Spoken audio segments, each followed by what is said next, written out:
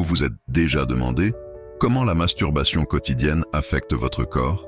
Il est naturel d'avoir cette curiosité, surtout parce que beaucoup d'entre nous ont grandi en écoutant des mythes et des histoires effrayantes à ce sujet. La vérité est que ce thème touche à des questions physiques et émotionnelles importantes pour notre santé. Aujourd'hui, nous allons explorer, sur la base de la science, ce qui se passe réellement lorsque vous vous masturbez tous les jours, des changements hormonaux aux impacts sur le sommeil et le bien-être. Je vais vous aider à mieux comprendre votre corps et à prendre des décisions plus conscientes concernant votre santé intime. Historiquement, la masturbation a toujours été un sujet entouré de mystères, de préjugés et de jugements moraux.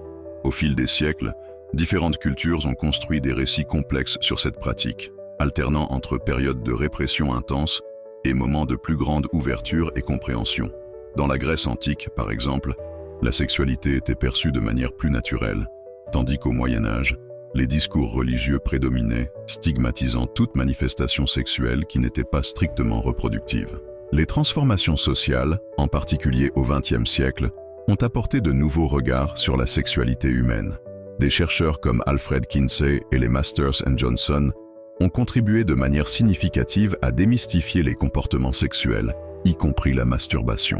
Leurs recherches révolutionnaires ont montré que cette pratique n'est pas seulement normale, mais fait également partie du développement sexuel sain des hommes et des femmes.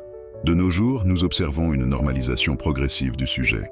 Les mouvements pour la santé sexuelle, une éducation sexuelle plus large et un meilleur accès à l'information ont contribué à réduire les stigmatisations.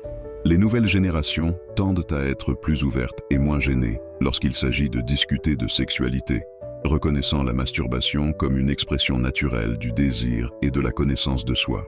Des recherches récentes indiquent qu'environ 95% des hommes et 89% des femmes se sont déjà masturbés au moins une fois dans leur vie. Ces chiffres révèlent à quel point cette pratique est universelle, indépendamment du genre, de l'âge ou de la culture. La diversité des expériences individuelles montre qu'il n'existe pas de modèle unique pour vivre la sexualité. Les témoignages anonymes recueillis sur le sujet révèlent une richesse de sentiments et de perspectives. Certaines personnes décrivent la masturbation comme un moment de connexion avec elles-mêmes, de soulagement du stress et de découverte corporelle. D'autres manifestent encore des conflits internes, issus d'éducations plus conservatrices, démontrant comment les aspects culturels influencent profondément notre relation à la sexualité. Il est essentiel de comprendre que la masturbation n'est pas seulement un acte physique, mais aussi un processus de connaissance de soi. Elle représente une façon d'explorer ses propres désirs, limites et sensations, contribuant à une relation plus saine et positive avec son propre corps et sa sexualité. L'approche contemporaine vise à promouvoir un dialogue franc, respectueux et scientifique sur le sujet, s'éloignant des moralisations dépassées et encourageant une compréhension plus large et humaine de la sexualité humaine.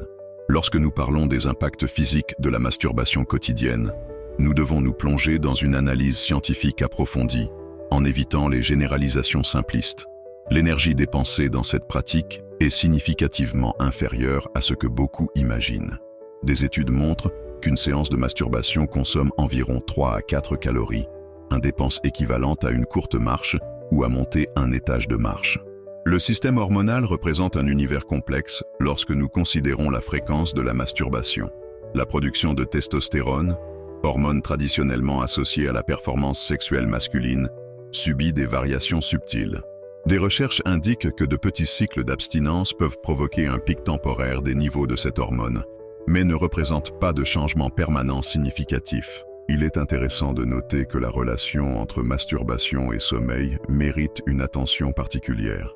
L'orgasme libère une combinaison de neurotransmetteurs tels que l'ocytocine, la prolactine et des endorphines, des substances qui favorisent la relaxation et la sensation de bien-être. Cette cascade hormonale peut faciliter les processus de récupération physique et mentale, contribuant à des schémas de sommeil plus réguliers et réparateurs. La compréhension physiologique doit prendre en compte l'individualité de chaque corps. Il n'existe pas de modèle unique qui explique universellement les impacts de la masturbation. Des facteurs comme l'âge, la condition physique, les antécédents de santé et même l'état émotionnel influencent directement les réponses corporelles. Les spécialistes en sexologie soulignent que la pratique, lorsqu'elle est réalisée de manière équilibrée, ne représente pas de risque significatif pour la santé physique. Au contraire, elle peut être un mécanisme important d'autodécouverte et de régulation du bien-être. La clé réside dans l'équilibre et l'écoute attentive des signaux corporels. La production hormonale pendant la masturbation implique des mécanismes complexes. Le corps libère non seulement de la testostérone, mais aussi d'autres hormones comme la dopamine et la sérotonine, essentielles à la régulation de l'humeur et à la sensation de plaisir. Cette dynamique démontre que la pratique sexuelle solitaire transcende des dimensions purement physiques, atteignant des aspects psychologiques profonds. Comprendre scientifiquement ces processus permet de démystifier les peurs infondées et de favoriser une relation plus saine avec sa propre sexualité. La masturbation, lorsqu'elle est pratiquée de manière consciente, peut être un puissant outil d'autoconnaissance et de promotion de la santé globale. Les effets de la masturbation sur la santé mentale sont aussi profonds que complexes. Imaginez la masturbation comme une soupape de décompression émotionnelle, un moment d'intimité avec soi-même, où les niveaux de stress peuvent littéralement fondre comme de la glace au soleil. La libération de neurotransmetteurs pendant le processus fonctionne comme un véritable cocktail de bien-être. Les endorphines, la sérotonine et la dopamine dansent une chorégraphie chimique qui favorise un relâchement instantané. C'est comme si votre cerveau recevait un câlin chaleureux de l'intérieur, réduisant l'anxiété et élevant l'humeur. Cependant, tout n'est pas rose dans ce jardin émotionnel. La masturbation compulsive peut révéler des symptômes de dépendance émotionnelle. Certaines personnes utilisent cette pratique comme une échappatoire à des problèmes internes, transformant l'acte de connaissance de soi en un mécanisme d'évasion de la réalité. Les psychologues avertissent que cette dynamique peut masquer des problèmes émotionnels plus profonds, tels que le manque d'estime de soi ou des difficultés d'affrontement. La relation avec le corps mérite également d'être mise en avant. La masturbation peut être un outil puissant d'auto-acceptation, permettant aux gens de reconnaître leur anatomie, leurs désirs et leurs limites, sans jugement extérieur. C'est un processus d'autonomisation silencieux, où chaque touche représente une déclaration d'amour propre. Cependant, l'excès peut générer des sentiments contradictoires. La culpabilité, la honte et l'anxiété peuvent surgir, surtout dans des contextes culturels plus conservateurs. Ces sentiments négatifs ne naissent pas de l'acte en soi, mais de constructions sociales qui ont historiquement stigmatisé la sexualité. La clé réside dans l'équilibre et la compréhension. Lorsqu'elle est pratiquée de manière consciente, la masturbation se transforme en un rituel de soin de soi. Elle permet de se déconnecter des pressions externes, de se reconnecter à ses propres émotions et de redéfinir la relation avec soi-même. Il est important de noter qu'il n'existe pas de standard universel. Chaque corps, chaque esprit, chaque histoire sexuelle est unique. Ce qui fonctionne comme une libération pour une personne peut être une source d'angoisse pour une autre. C'est pourquoi l'écoute interne, le respect de ses propres limites et, lorsqu'il est nécessaire, le soutien professionnel sont essentiels dans ce cheminement d'autoconnaissance. La masturbation, par conséquent, n'est pas seulement un acte physique, mais une expérience émotionnelle complexe qui nous invite à regarder à l'intérieur, à comprendre nos désirs et à nous accepter dans toute notre humanité. La relation entre masturbation et productivité est un territoire fascinant qui suscite curiosité et de nombreuses questions. Comment cette pratique intime peut-elle impacter notre performance quotidienne ? Existe-t-il réellement un lien entre se masturber et être productif ? Des études académiques ont révélé des données intéressantes sur cette dynamique. Certains athlètes et professionnels de haut niveau rapportent que l'activité sexuelle solitaire peut servir de méthode pour soulager la tension, contribuant à une plus grande concentration et un meilleur focus par la suite.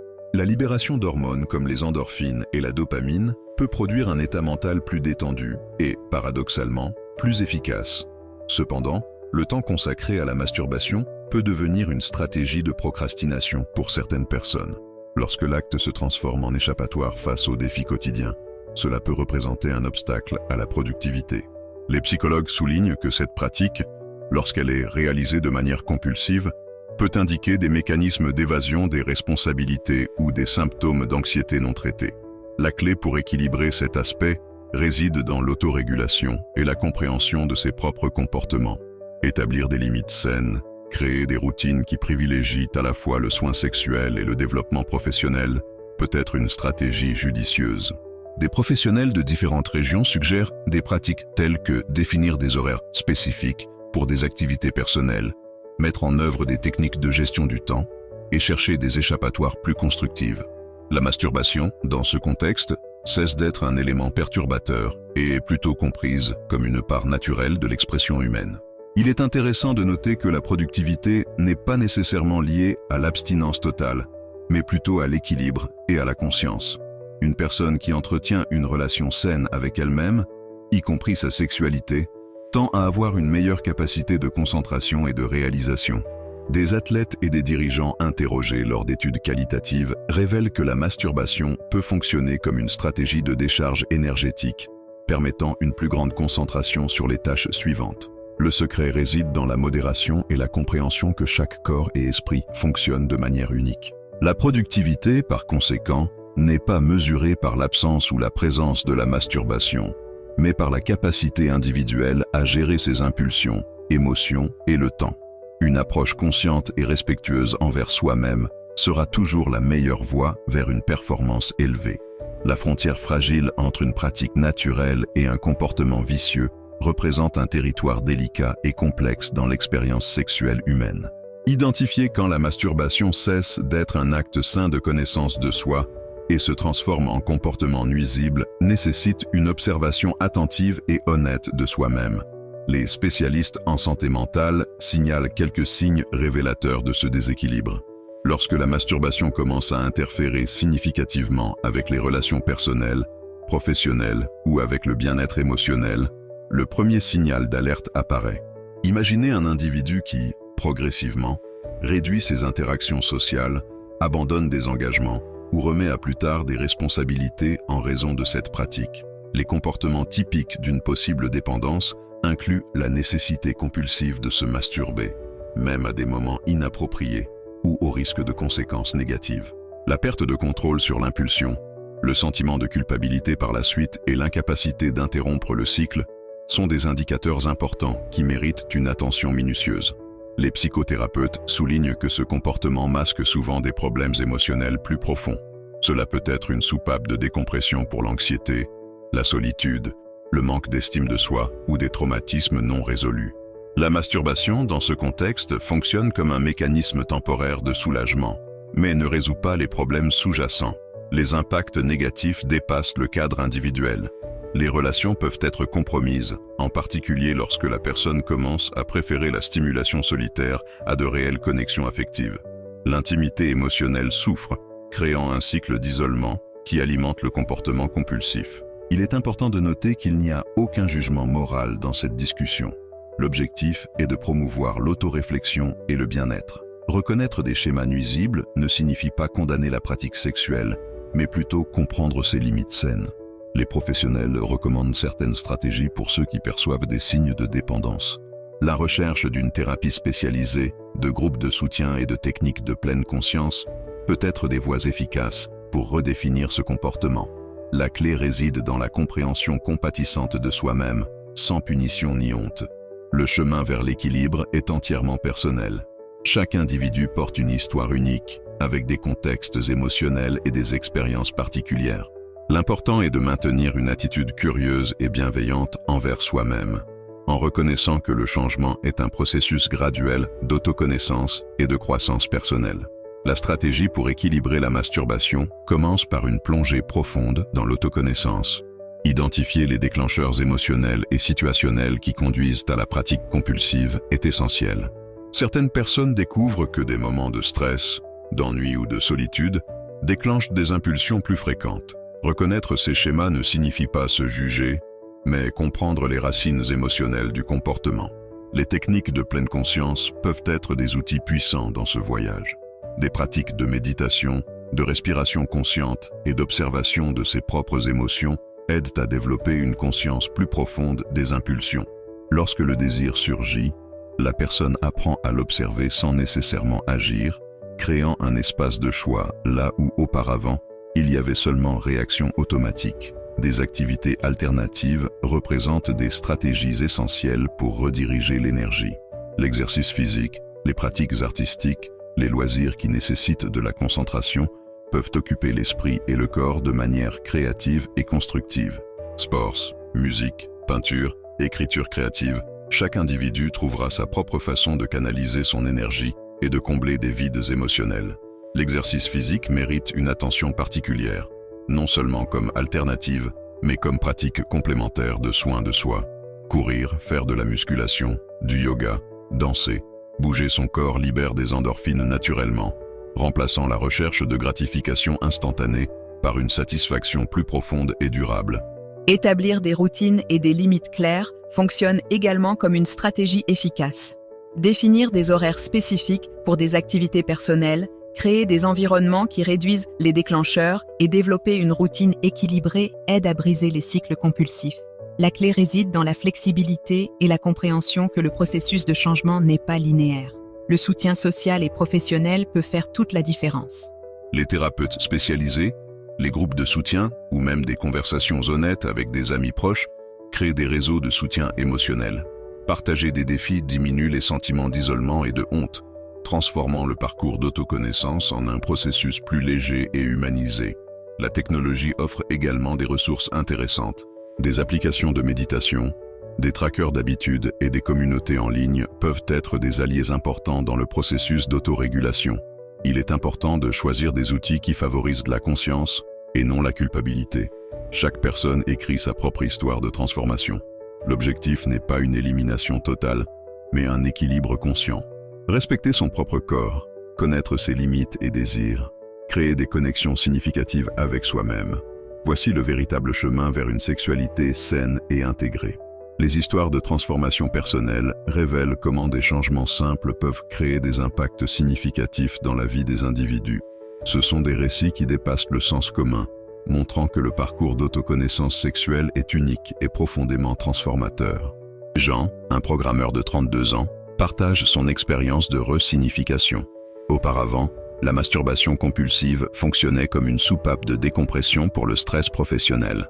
Après une thérapie et la mise en œuvre de pratiques conscientes, il a découvert que son besoin était intimement lié à la pression du travail. En équilibrant sa vie émotionnelle, il a pu non seulement réduire la fréquence, mais également améliorer considérablement ses performances professionnelles. Marie, une artiste visuelle de 28 ans, a vécu un parcours similaire. Ces récits montrent comment la masturbation s'est transformée d'un mécanisme d'évasion à un outil de connaissance de soi. Grâce à des pratiques de méditation et d'expression artistique, elle a resignifié sa relation avec son propre corps, découvrant des canaux d'expression émotionnelle plus sains.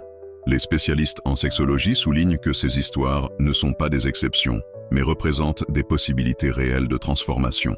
Chaque récit prouve que le changement ne signifie pas une élimination totale, mais une compréhension plus profonde de ses propres impulsions et besoins.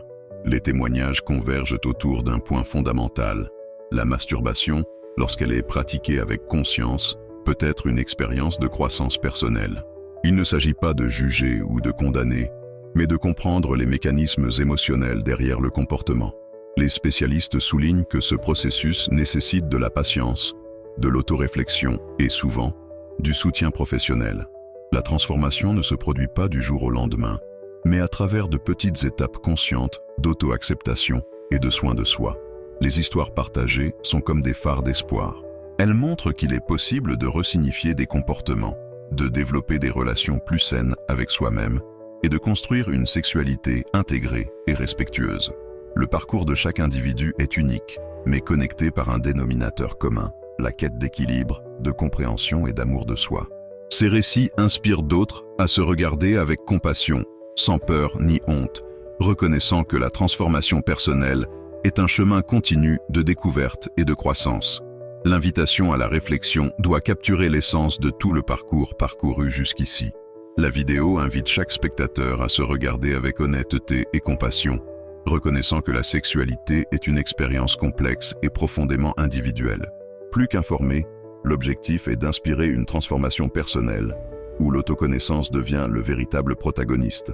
Les commentaires, histoires et expériences partagées seront fondamentaux pour construire une communauté de dialogue ouvert et respectueux sur la sexualité, brisant les tabous et promouvant une vision plus humaine et intégrale du sujet.